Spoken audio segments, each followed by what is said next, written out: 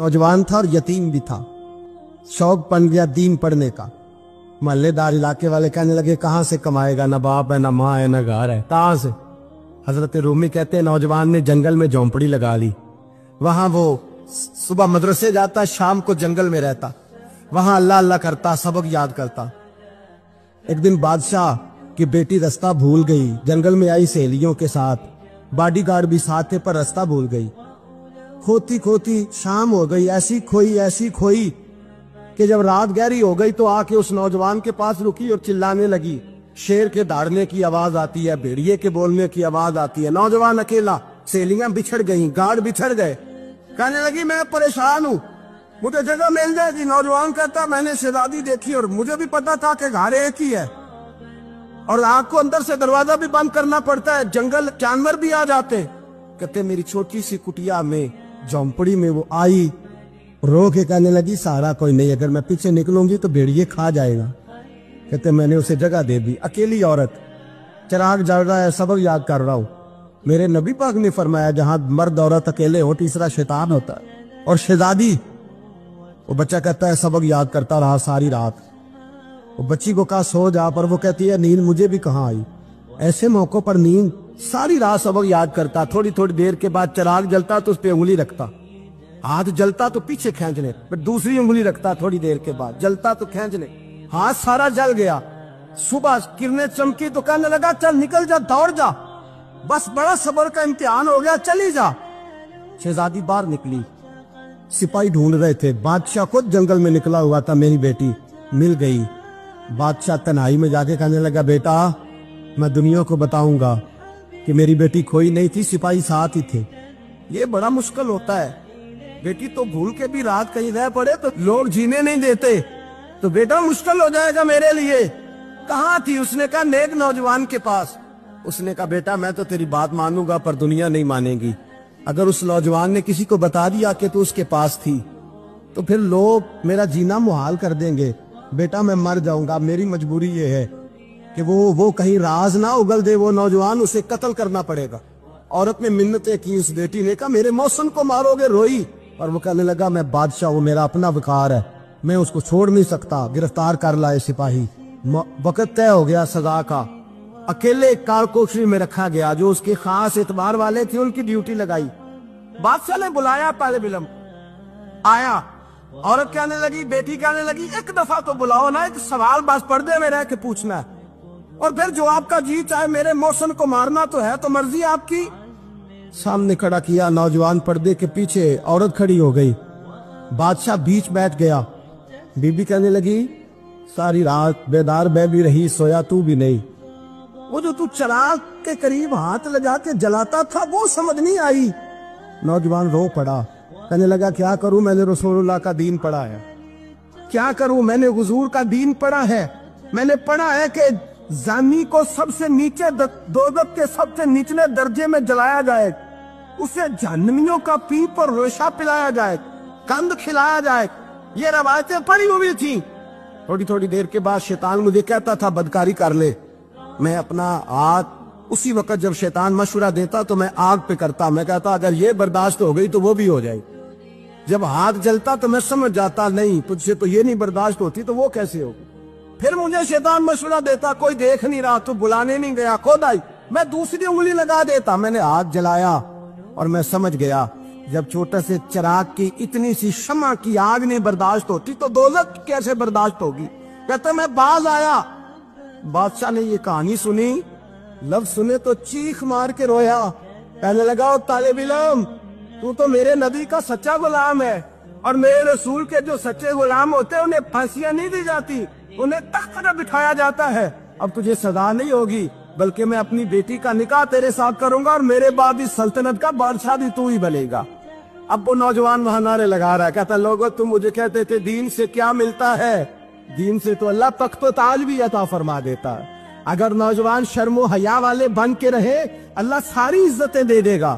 देखे ना अल्लाह के फजल से इज्जत मिलती है और जब कोई इज्जतदारों जैसा काम ही ना करे। एक बात और अर्ज करनी है पर वक्त थोड़ा रह गया। जवानों मैं ना जब कभी परेशान होता हूँ ना तो मैं ये वाली बात खोल के पढ़ता हूँ वाला, ये बात ढारस बनाती है। ढारस तवानाई देती है, पूरा मजमून बांधा है। आला हजरत कहते हैं बहरूपिया था, मदारी, रूप बदल बदल के दिखाया करता था, बादशाहों से इनाम लेता था। एक दिन औरंगजेब आलमगीर के पास आ गया, कहने लगा मैं रूप बदलूंगा, अगर आप पहचान ना सके तो मैं इनाम लूंगा। आपने फरमाया मैं कोई ऐसे वैसा बादशाह नहीं, कहा मुझे धोखा देना मुश्किल है। कहा नहीं, मैं रूप बदलूंगा। हजरत औरंगजेब आलमगीर बड़े नेक बादशाह गुजरे, बड़े परहेजगार। वो बेरूपिया कहने लगा मैं रूप बदलूंगा, आप नहीं पहचान सकेंगे। फरमाया चल जितना तेरे अंदर जोर है लगा ले। हजरत ने ऐलान किया कि मैंने फौजी भर्ती कर दे, 2 माह के बाद टेस्ट होगा। वो 2 महीने दौड़ता रहा, रंग रूप बनाता रहा, आया टेस्ट देने, 2-3 सिपाहियों का इम्तिहान लिया, उसकी बारी आई तो 10 रुपए दिए। कहने लगे तेरे आने जाने का किराया मैंने तुझे पहचान लिया है। कुछ दिनों के बाद जाने लगे सफर पर, तो भिखारी आ गए खैरात मांगने। उसने भी सारे मुंह पर स्याही मार ली, कपड़े फाड़ लिए, सर के बाल मुड़ा लिए, भगे तक कटा ली, बदरंग होके आया। कासा आगे किया तो हजरत ने 10 रुपए डाले। कहने लगे तेरे आने जाने का किराया मैंने पहचान लिया है। कुछ दिन गुजरे तो टीचर की जरूरत थी, उसने मूछें बड़ी कर ली, दाढ़ी नकली लगा ली, सर पे जिना कैप पहन ली, एक शेरवानी ले ली और हाथ में छड़ी पकड़ के आया। कहने लगा मैं उस्ताद हूँ, 2-4 बंदों का इम्तिहान लिया, उसकी बारी आई तो 5 रुपए दिए, 10 रुपए दिए, का तेरा किराया मैंने पहचान लिया। 2 साल गुजर गए, वो जब भी आता हजरत पहचान लेते। एक दिन सफर पे जा रहे थे, बहुत बड़ा लश्कर था, जिहाद करने जा रहे थे औरंगजेब आलमगीर। तो देखा एक पहाड़ी है, पहाड़ी पे लोग जा भी रहे हैं आ भी रहे। औरंगजेब आलमगीर पूछने लगे यहाँ क्या है? कहने लगे बाबा जी बैठे हैं दुआ करते हैं, अल्लाह के नेक बंदे हैं। औरंगजेब कहने लगे यार पुराने लोग सारे ही अल्लाह वालों को मानते, ये भी मुसीबत आई है जितनी नहीं आई है, सारे लोग ही मानते। कहने लगे जरा मैं दुआ ना करा लूं, बच्चे काम जा रहा हूं। औरंगजेब बादशाह थे, बादशाह लोग नाजुक मिजाज होते हैं। घोड़े से उतरे, बड़ी मुश्किल से पहाड़ी पे चढ़े, ऊपर गए तो लाइन लगी है, बाबा जी कार में बैठे। कहने लगे मैंने मिलना, मैं औरंगजेब हूँ। उन्होंने कहा हमारा बाबा उस तरह का पीर नहीं कि अमीर आए तो रंग और हो, गरीब आए तो और हो, यहाँ अगर मिलना है तो लाइन में लग जाओ, सब एक जैसे। अब लाइन में खड़े हो गए, 50 आदमी आगे थे, कहते 51वां नंबर था। थक गया धूप में खड़ा खड़ा। जब मैं पहुंचा गार के दाने तो मैंने बाबा जी के चेहरे पे नजर डाली तो बड़ा नूरानी चेहरा, बड़ी खूबसूरत लबो लहजा। मैंने कहा मेरे जैसा आदमी भी पगड़ी बांध ले तो अच्छा लगने लग जाता है, बड़ा खूबसूरत अंदाज। कहते हो मैं उनके पास अत्ताहियात की हालत में बैठ गया। मैंने कहा हुजूर मैं जा रहा हूँ जिहाद करने, दुआ करना। बुजुर्गों ने हाथ उठाए, अल्लाह इसकी मदद फरमा, दीन को गलबा अता फरमा, इससे दीन का सच्चा पक्का सिपाही बना।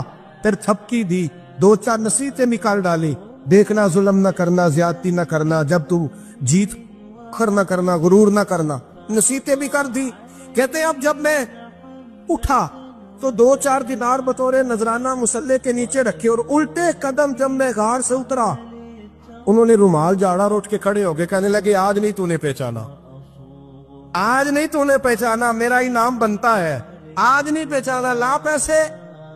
औरंगजेब कहने लगा यार तूने हद कर दी, कहां चढ़ा कहां खड़ा रहा, धूप में थक गया, कमाल कर दी भाई तूने।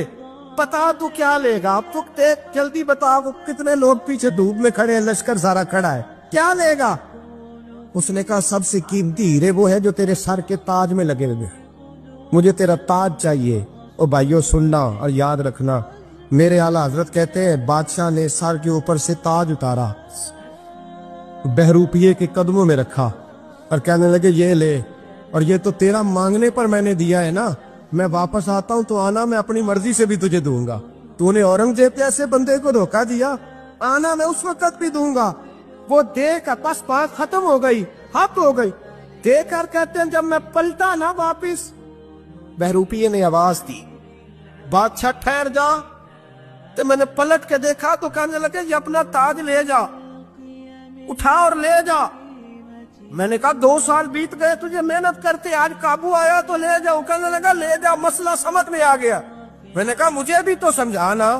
कहते वो फूट फूट के रोया, उसकी आंखें बरस पड़ी, सैलाब की तरह आंसू बह निकले, तड़पा और रो के कहने लगा बादशाह मैंने झूठ मूठ रसूलुल्लाह की गुलामी इख्तियार की थी, झूठ मूठ की दाढ़ी, झूठ मूठ की पगड़ी, झूठ मूठ का फकर, मैंने झूठ मूठ नबी पाक का लिबास पहना है, तो तेरे जैसे बादशाहों के ताज मेरे कदमों में आ गए हैं।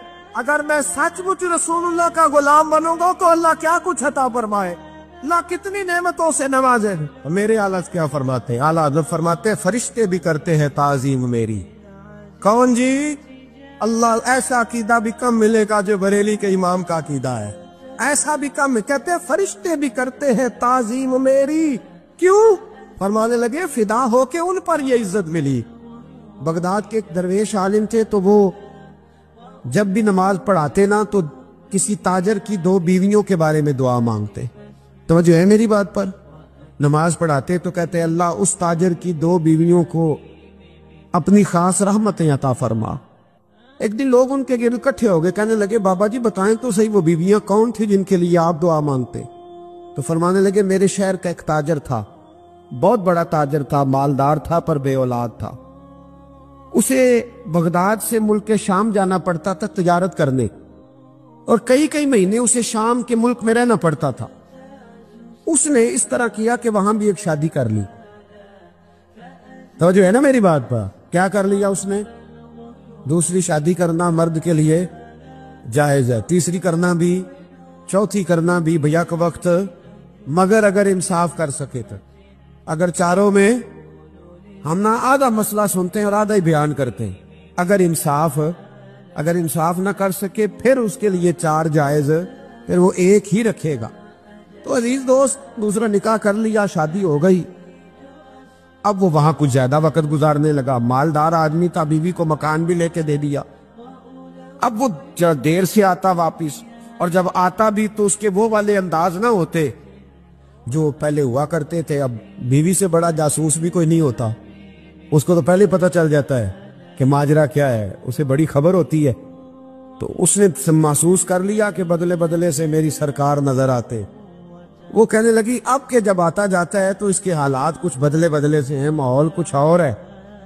اس نے ایک بوڑھا آدمی جو اس کا عزیز بھی تھا اور سمجھدار بھی تھا اس کو تیار کیا، کہنے لگی اب کہ جب ملک کے شام جائے نا تو اس کا پیچھا کرنا اور خبر کرنا کہ کہاں رہتا ہے، کہاں جاتا ہے، کیا کرتا ہے۔ وہ بوڑھے بزرگ جو تھے وہ خاتون کے کہنے پر کچھ اس نے کرایہ بھی دیا۔ وہ اس تاجر کے پیچھے گئے اور واپس آ کے خبر دی، کہنے لگے کہ یہ تو 2-3 سال بیت گئے، اس نے وہاں بھی شادی کی ہوئی ہے، تجھے بتایا ہی نہیں۔ ابھی بھی بڑی سمجھدار تھی، حوصلہ مند، زیرک، اس نے شور نہیں مچایا۔ اس نے کہا کہ میں نا اب جب آئے گا نا تو طریقے سے بات کروں گی اور پوچھوں گی کہ ایسا کیوں کیا۔ اور یہ بھی اس نے آ کے بتایا کہ اگر تیرے ساتھ نکاح کے بعد اسے اولاد نہیں ملی تو اولاد وہاں بھی کوئی نہیں، کہ مکمل تفصیلات۔ اب جب اس دفعہ خامند آیا تو آتے ہی وہ بیمار ہو گیا، کمزور ہونے لگا۔ اب خاتون نے مناسب نہیں سمجھا کہ آتے ہی دھڑام سے میں اس کے سر پر یہ بت یہ ٹھوڑ دوں کہ تو نے نکاح کیا ہوا ہے اور مجھے بتایا نہیں۔ وہ ذرا تسلی میں رہی، کچھ وہ بیمار تھا، حوصلہ رکھا، خدمت کرتی رہی۔ کچھ دن گزرے تو وہ تاجر انتقال کر گیا، فوت ہو گیا۔ اب راز کھل نہ سکا، عدت گزاری، اور جب سارا مال جمع کیا نا تو اشرفیوں کی بوریاں بھر گئی۔ سارا مال اس بی بی کا، 4 بوریوں میں اشرفیاں، 4۔ یہاں تو پیٹ کا دوزخ ہے، معاذ اللہ بھرتا ہی نہیں۔ حل من مزید، حل من مزید۔ وہ جو کہتے تھے نا کہ بس باہر چلا جاؤں اور باہر میں کچھ تھوڑے سے پیسے کما کے 2-3 سال میں لوٹ آؤں گا، پھر یہاں آ کے کوئی کاروبار کروں گا، وہ گئے ہیں تو واپس نہیں آئے۔ وہ جو کہتے تھے نا بس میں نے اتنا سا کاروبار کرنا ہے کہ مکان بن جائے، انہوں نے 4 مکان بھی بنا لیے ہیں، لیکن بریک حل من مزید کی دوڑ ہے۔ اب 4 بوریاں اس عورت نے چھپائے رکھی، کوئی بندہ نہیں جانتا بغداد میں کہ ملک کے شام میں تاجر کی دوسری بیوی بھی ہے۔ جب وہ فارغ ہوئی تو اس نے اس بوڑھے جاسوس کو پھر بلایا اور 2 بوریاں اونٹ پہ رکھی، خود بھی ساتھ بیٹھی اور ملک شام گئی۔ اللہ اکبر۔ وہ بزرگ کہتے ہیں میں ایسے نہیں دعا کرتا۔ اس کو جا کے کہنے لگی میں اکیلی وارث نہیں ہوں، آدھے کی وارث تو بھی ہے۔ میں اکیلی وارث نہیں، یہ تقسیم وراثت ہے، آدھی کی وارث تو بھی ہے، تو رکھ اپنے پیسے۔ مجھے پتا ہے اس نے نکاح کیا تھا پر مجھے بتایا نہیں تھا، تو رکھ اپنے پیسے، میں تجھے دے رہی ہوں، آدھے تیرے ہیں آدھے میرے ہیں۔ اس نے نظر اٹھائی تو رو پڑی۔